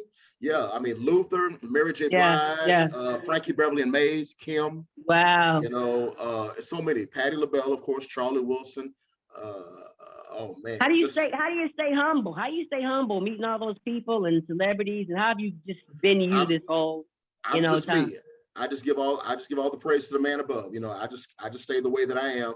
I believe it was because of him that I'm doing this, you know. Amen to that one. It didn't happen by itself, you know. I believe that he brought me to this place for a purpose. And, you know, and I tell people this is my ministry where I can actually go on stage to make people laugh, to make people smile, have a good time. You know, I just love it. Mm-hmm. I don't worry about it. I'm not one of those that lets all this go to my head like most people. I mean, I just love what I do. I love what I do. It's amazing to me. Yeah, I mean, music. I mean, even when it comes to entertainment and music, it's like a, you know, for lack of a better term, a drug. Correct. That's where I get my high. I get my high. Yeah, exactly. I mean, the stage really, and I think most performers will tell you, the stage really is that's my gym. That's my therapy. That's my gymnasium. You know. Yeah. So yeah. Absolutely. So now, you know, bringing our show to the close. Is there any, because number one, you have to make sure you plug all of your hashtags and where people can see you at in the upcoming months and what projects that you're working on. But prior to that, I want to know, like, when you were coming out, who were some of the people that you said, you know what, that's who I aspired to? Because I had some ideas, but I didn't want to say it until like you. Mm-hmm. Like I said, I seen the clones come after you, but who did you look at before? You know what? It was a combination of comedians as well as musicians, as singers. As far as comedy, one person that I really did enjoy was Sinbad. I mean, Sinbad was one of the few that I used to watch at home, and never could have imagined that one day I would meet him. And to this day we're good friends. You know, we had even talked about he had talked about wanting to do a performance where he wanted to bring me on the road with him. So I said that's like a dream come true. Sinbad. I mean, even I'll come right out and say it. Richard Pryor. I think for anybody, Richard Pryor was an influence. Yeah. Now, I'm not a Richard Pryor, but Richard Pryor was a true influence in my career, you know. Absolutely, just his style and everything like that. Richard Pryor to Bill Cosby. I'm gonna say Cosby. I don't care about what, you know, whatever was going on with him. I'm gonna say Bill Cosby. Yeah. You know, Eddie Murphy. It goes down the list. Now, as far as the music, Michael Jackson, Prince, you know, Isley Brothers, Bobby Womack. Matter of fact, Bobby Womack he was my neighbor, my next door neighbor for a while, where I was living. Yeah, you know. Listen, that's a story about wait. Oh yeah, man. Now we don't have to extend this. Hold on, wait. Bobby Womack. I wish I had recordings of. I mean, I could have literally interviewed him because we had a lot of conversations. You know, we would go to the mail room to get our mail, and he'd see me, I see him, because I actually went up to him. I said, hey, I'm a comedian, I perform, and I said I've grown up on your music and everything. So we had talked about maybe doing a show together. He was going to bring me and open for him. Of course, that never happened. And then, of course, a few years back, we lost him. So rest in peace. Yeah, that was my neighbor, Bobby Womack. Trust me so much. Yeah, whenever I see him, I say, "What's up?" I call him Mr. What's up, Mr. Bobby? I say, "Hey, young blood, how you doing? What's happening, brother?" Young blood. He said, "You just getting back in town?" Because he knew I'd be out of town. I know he'd be out of town. I said, "Where are you coming from?" "Oh, I just did a show." He said, "I'm just getting back from." He said he was in Germany or somewhere. "I'm just getting back to Germany. Did a tour, blah blah blah blah, and so and so." "Where are you coming from?" And I said, "Oh, I just did a show in Chicago, so I'm just getting back home." I said, "I hope I could open up for you one day, sir." I said, "Oh, we're gonna work that out. He said, we're gonna work that out. That is so awesome. yeah. Wow. Yeah, man, I miss that brother. And I wanted you to say it versus me because I like when looking at you, it seems like you have the DNA of a Bill Cosby, less the controversy. And no, none of that. Yeah. That's what I'm like, we want to make sure we're not gonna have that. You're not gonna never hear nothing like that. That's good. But and if you do, I'm not here. I'm not here no more. None of that. Yeah. Not for me, it was like Sinbad was right there. Somebody Sinbad, that's family friendly, everything. Yeah. And I actually, I watch this. When I was younger, this is how much of an A&R I thought I was and could be. I was like, you know what? Jay Lamont should have been hosting the Apollo after Steve Harvey. I know you. Well, you didn't say that. I know you didn't say that. No, definitely. I definitely did. Because think about the time. That was around 2003, 4-ish. Wow. The reason why I said it because I said they put I forget the young boy name, Rudy Rush. They put Rudy Rush. Yeah. They put Rudy Rush on after because Steve Harvey was a good continuation from Sinbad. Sinbad went to do movies, and then eventually Steve went to do a show and toured heavy, and then they brought Rudy Rush in, and I was like, I said, going in the same line, I said, because Rudy Rush did clean, but he was more edgy because I seen him in the clubs. Yeah, but I thought you would have been more of a fit because of the range that you had. Yeah. I never thought about wanting to host a show like that, but I'm gonna tell you something. It was a great experience. I mean, and that's one of the few places where I tell people, if you don't bring your A game on that stage, they will let you know. They will not just boo you off the stage. They're gonna boo you right out of that building, right out of town. But I don't know if you know this. I don't know if you know this, but there was a short period of time Mark Curry hosted Apollo. But was he doing it for the West Coast one? Because remember they had two of them. No, not really. Kid from Kid and Play was doing the one on the West Coast. He probably was. But I did. Mark Curry, you're right. Absolutely. Yeah, the two times that I did it was in Harlem, but Mark Curry was the host of my show that I did. But actually, what it was, he just did it for a short period. But he was actually they were rotating him with Steve. Some because the time that I went to New York to tape the show, I remember Mark Curry. Yeah. Steve. Matter of fact, Steve had taped a couple of shows the day before I was to tape mine. But they had said, Jay, the show you're going to be taping on, Mark Curry is hosting, and that's actually how me and Mark first met, and we're good friends to this day. Yeah, it's amazing how you cross paths with people like that. Yeah, hanging with Mr. Cooper. Hanging with Mr. Cooper. Yeah, he had just started that show. So that's why at the time we did that. Yeah, at the time we did that show, he had just started Mr. Cooper. I think in '92, the fall of '92, that came on. Wow. Yeah, so that's why I was like. Like around that time, Steve, because Steve came later. Yeah. And then he left because his stuff. Yeah. And that's he was why, doing things. Literally, I was like, no, because from what I've seen, of your shows, I was like, wait a minute, he's clean. So I know that they were looking for that image, like a person, or if they cursed it was a little bit because Steve Harvey was in a similar vein. Yeah. And some people even like to call it like versus clean. It would say Christian comedy. Right. They put that label on it, and it's like, no, it's just clean comedy. Yeah, and I'm one of those that you don't have to classify me as a Christian comedian because you don't need to put that in there. It's like, my act speaks for itself when you see what I do. I've even had pastors come to a club to see me do my show. Now, mind you, that throughout the years, like we were talking about clubs, there have been, like what I said, there's been many places that I've been at where I didn't need to be at, but that was the only platforms. That was the only platform at the time where they wanted to see my act. I've had many club promoters who would call me and say, Jay, I would love for people to see your act, so I'm gonna put you at my club. And most times the club may not be the best place to be at, but and a lot of the comedians that they would put me up against were someone that was very raunchy or whatever, and they wanted me to close the show. And I felt like that was not a good idea. It didn't work. And a lot of times it did not work. And people say, man, I couldn't see you having a bad show. Yes, I have, so that's what I'm saying. Those are the stories that I'm gonna put in the book. I'll put that in the book. So, Oh, yeah. Oh, yeah. Yeah. All right, anywhere you wish you want, anywhere, that's my last question for you. Is it anywhere that you have desired to perform but have not, whether it be in a venue or somewhere in the world? Wembley. Oh, I would love to do Wembley. I love to do Wembley. Like I said, London, I haven't done London yet, but we're planning to go to London real soon. Hoping to go to London. I Thank hope you. to do, like I said, I've done the Forum here in LA. Man, I would love to play one of these Super Bowl play, like where the Super Bowl is at. I like to be in a stadium like that. Very well. Like Okay. when I was watching the Super Bowl halftime earlier this year, Snoop Dogg, and I said I want to be on something like that. Right. That would be ecstatic if I, whether I'm doing a comedy set, make it happen. It's gonna happen. Make it happen. I'll get up and just do my thing. Oh yeah. And then Ron come behind you with the all white on. Mr. Steal Your Nana. Yes, we gonna call him. Mr. Steal Your Nana comes right behind you. Yes. Steal your nana, yeah. Wow. Absolutely. Give us one more impression. Can we get one more impression? Good impression. Who do you want? Who you want? Please. I don't know. I don't care who it is. They're all great to me. You want Barack Obama? What if you were like interviewing Barack Obama? Yeah, I like Barack Obama. Michael McDonald. Ooh, Michael McDonald. There we go. Yeah, like Michael, you don't know what he's saying, but he sounds good. Yeah.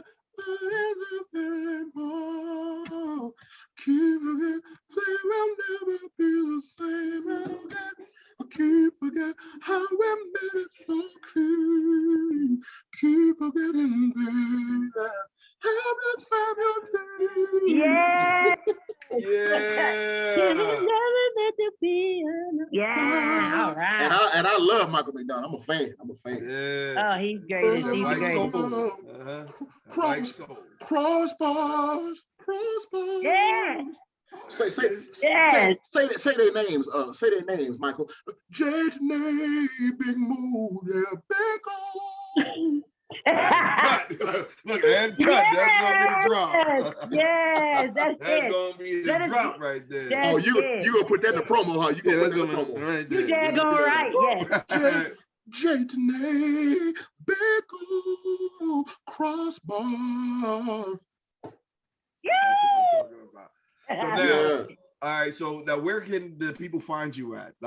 Give us your handle. Yeah, you can follow me on all social media: Twitter, Facebook, and Instagram. Jammin Jay Lamont. Spell it all the way out: JAMMIN JAYLAMONT.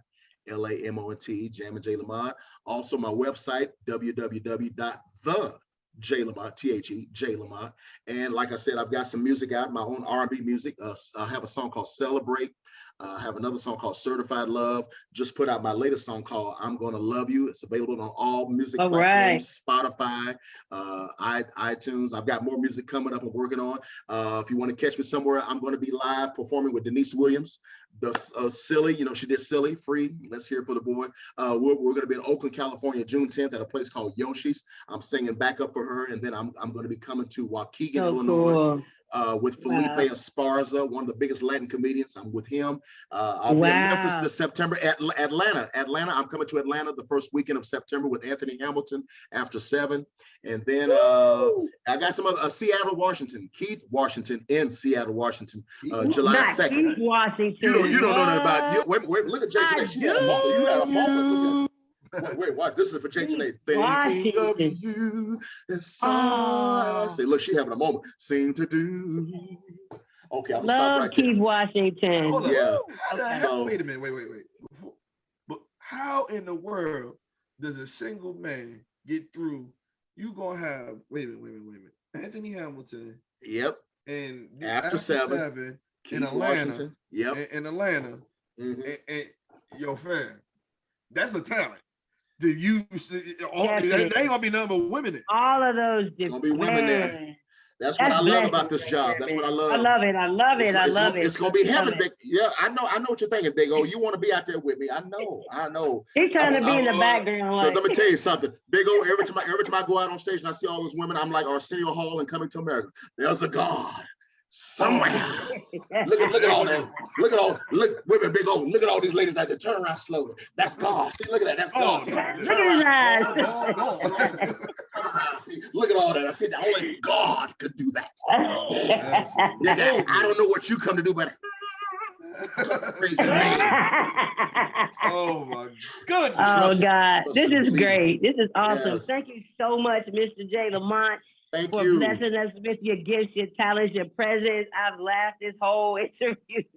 You know what I mean? Just such a good time. So I appreciate you so much. You want to say something before we go out of here? Listen, I'm gonna continue to support. Next time you're in Charlotte, I'm gonna definitely get my tickets and I'm gonna be there so I can dap you up right there in person. And look, matter of fact, give me that shirt so I can represent Langston. LU, Baba. I'm gonna get you some LU gear. Baba, Wamba, baby, Baba.